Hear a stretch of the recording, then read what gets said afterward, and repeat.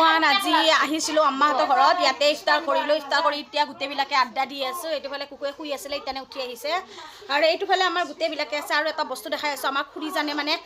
এটা বস্তু বনাই আছে মই সুধিলোঁ এইটো বস্তু মোক দিবা নেকি নহ'লে নিদিয়া যদি মই কিনিয়ে লওঁ কিনি লওঁতে গাইছ মই বস্তুটো 200 টকা দিম বুলি কৈছিলোঁ কিন্তু বস্তুটো বেলেগ বস্তুটো দামেই লৈছে মানে বস্তুখিনি কিনাওঁতে মানে 700 টকা লৈছে আৰু হাতৰ কষ্টটো আছে ইমান ধুনীয়া লৈছে ইমান ধুনীয়া লাগিছে বস্তুখন আৰু বস্তুখন লৈ যাব মোৰ চিছে বেংগলৰ মোৰ কাৰণে নহয় তাৰ কাৰণে বনাই আছে দেখাই আছোঁ ৰ'ব চ' গাইজ পাহৰি গৈছোঁ বেংগলৰ নহয় হায়দৰাবাদ আছিল চ' মই দেখাই আছোঁ বস্তুটো ইমান ধুনীয়া লাগিছে চ' লাগিলে ক'ব পাৰিব জনাব দেই আপোনালোকক কিন্তু মই বিক্ৰী নকৰোঁ আমাৰ খুৰীজানে বিক্ৰী কৰিব কাৰণ বহুত কষ্ট আছে এইটো গাইজ দেখিছেনে এয়া এনেকুৱা ঊণ মই ফাৰ্ষ্ট টাইম দেখিছোঁ ইমান ডাঙৰ ডাঙৰ ঊণ ইমান ধুনীয়া দেখাত আৰু এই এটা গ্ৰীণ কালাৰ এই দুটা মানে মিলাই কেনে বনাইছে আৰু বস্তুটো হ'ল এয়া এখন পম্পিত উঠাই দিয়াচোন দেখাই আছোঁ ৰ'ব গাইজ অকণমান দাঙি দিয়াচোন ওপৰত দেখি এইটো বনাই আছে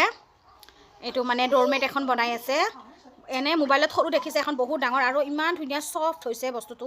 সেইটো কাৰণে কৈছিলোঁ মোকে দিবা আমাৰ এই আইজনী মেডাম বাইদেউ খুৰীজান তাই বনাইছে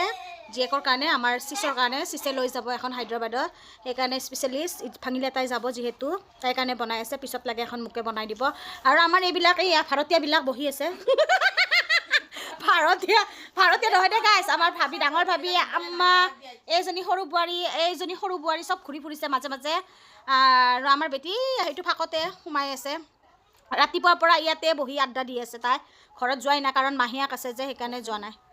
আপোনালোকে কি কৰি আছে জনাব ইফতাৰ কৰি কেনে আমি ইফতাৰ কৰি কেনে এতিয়া বৰ্তমান অকণমান ঘূৰি আহিলোঁ কোনখন দোকানত কি কাপোৰ বিক্ৰী কৰিছে সেইটো চাই আহিলোঁ ৰাস্তাৰ পৰা চাই আহি এতিয়া ইয়াত লাগিছোঁ মানে ড'ৰমেটখন বনাই আছে সেইটো চাই আছোঁ আৰু অকণমান পিছত ঘৰত যাম তো আজিলৈকে আহিছোঁ বাই বাই